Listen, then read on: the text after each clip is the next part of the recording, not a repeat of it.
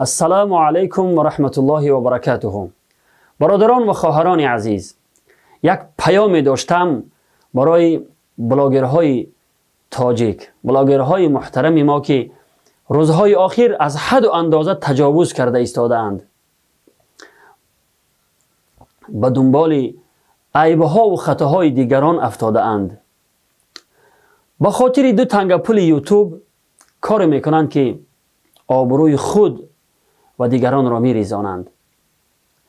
شما گمان میکنید که وقتی به آبروی کسی چنگ میزنید، کسی به آبروی شما چنگ نمیزند، پس شما به فکر آبرو و ناموس خود باشید. چطوری که ما شاهد هستیم، همون نفرانی که، همون بلاگرهایی که به آبروی کسی چنگ زدند و همیشه در سر زبان آنها غیبت و دشنامهای فحش و به آبروی کردن دیگران بود، اینها را خداوند شرمنده کرد. کسی دیگری در آبروی اینها چنگ زد و آبروی اینها را ریخت و کارهای پنهان اینها را آشکار کرد. العیاذ بالله.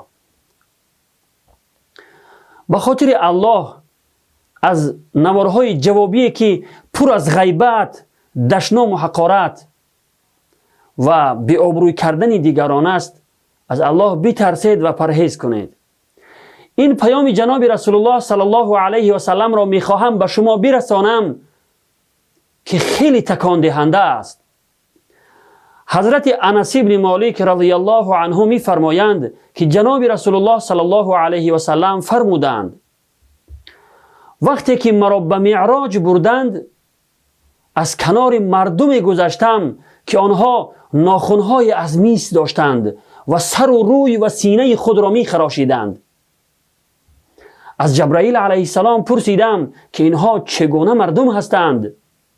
فرمود اینها مردمی هستند که در دنیا گوشت مردم میخوردند، یعنی غیبت مردم میکردند. خداوند غیبت کردن کسی را در قرآن عظیم الشان برابر با خوردن گوشت مردار انسان قرار داده است.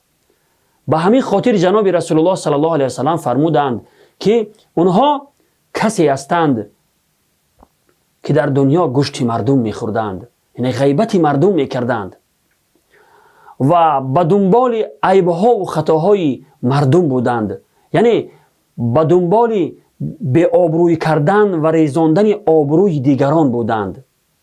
روایت ابو داود.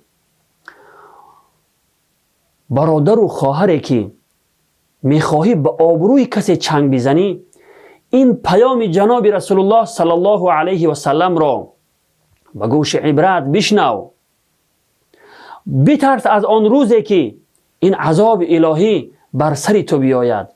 بترس از آن روزی که الله رب العالمین در همین دنیا تو را شرمنده و رسوا کند.